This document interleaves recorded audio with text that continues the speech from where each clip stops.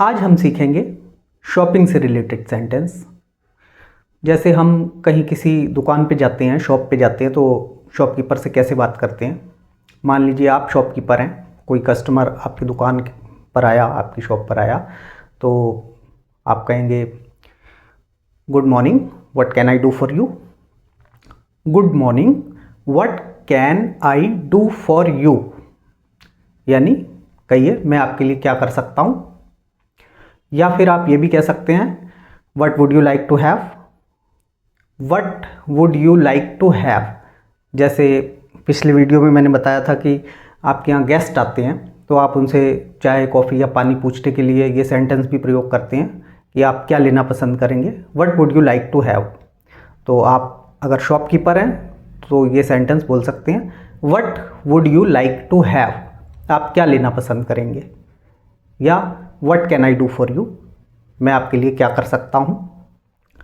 तो कस्टमर कैसे कहेगा? कस्टमर कहेगा, मान लीजिए आपको कैमरा लेना है, तो कस्टमर का सेंटेंस है आई वॉन्ट ए कैमरा।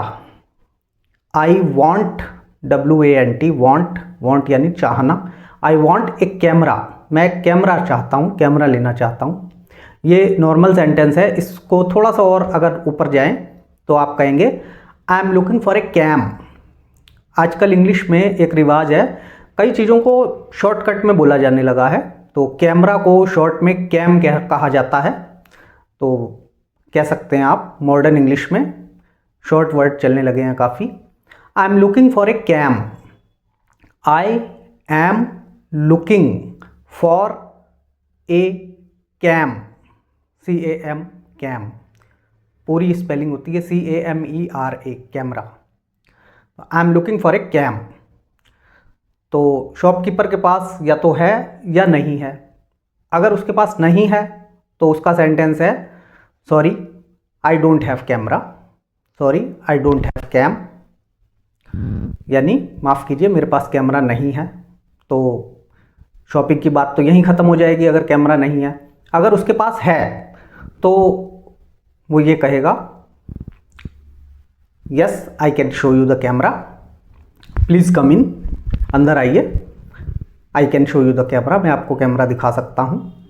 और दूसरा सेंटेंस है इससे और अच्छा है, लेट लगा के बोलें आप, let me show you the cam, please come in, let me show you the cam. Let, LET, let me show, SHOW, show you the cam, let me show you the cam. तो फिर shopkeeper आपको दिखाएगा this is Canon, this is Nikon, this is Sony, this is Panasonic, जो भी कैमरे उसके पास हैं वो दिखाएगा आपको। फिर कस्टमर क्या पूछता है? प्राइस पूछता है। तो क्या सेंटेंस है? What is the cost of this cam, या what is the price of this cam. तो ये दो सेंटेंस नॉर्मल हैं। What is the cost of this cam, what is the price of this cam. Range word भी चलता है, range कितनी है इसकी। रेंज कीमत के संबंध में भी प्रयोग किया जाता है, और लेंस की क्षमता होती है, लेंस की पावर होती है, या किसी और चीज़ की रेंज होती है, तो उस पर फिलहाल खरीदने और बेचने पे कीमत से संबंधित वर्ड है ये रेंज। तो what is the price of this cam, या what is the range of this cam, या what is the cost of this cam. और इसके अलावा थोड़ा सा ऊपर का सेंटेंस है how much to be paid for it. How much to, TO2, be paid, PAID, paid, for, FOR, for it. How much to be paid for it, कि इसके लिए कितना पे किया जाए। फिर शॉपकीपर आपको प्राइस बताएगा 50,000, 40,000, या जो भी कॉस्ट है वो बताएगा।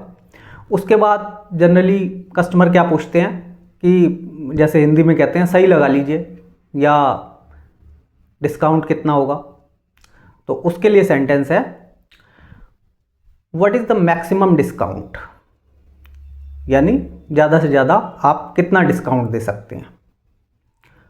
What is the maximum discount, सर्वाधिक डिस्काउंट कितना दे सकते हैं आप।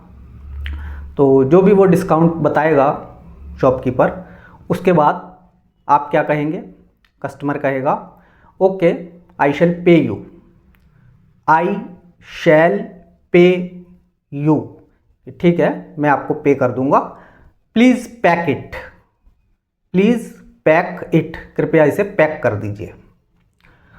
तो ये है कस्टमर और शॉपकीपर के बीच की बातचीत, इसको प्रैक्टिस करें आप।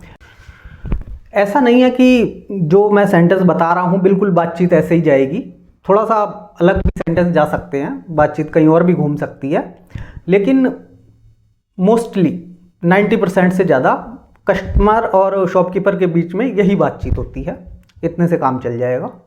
बाकी जब आपको प्रैक्टिस थोड़ी बढ़ जाएगी तो कुछ और सेंटेंस आप अपने आप भी जुबान विकसित हो जाती है, वो आप बोल सकेंगे। तब तक आप इतनी बातचीत की प्रैक्टिस करें।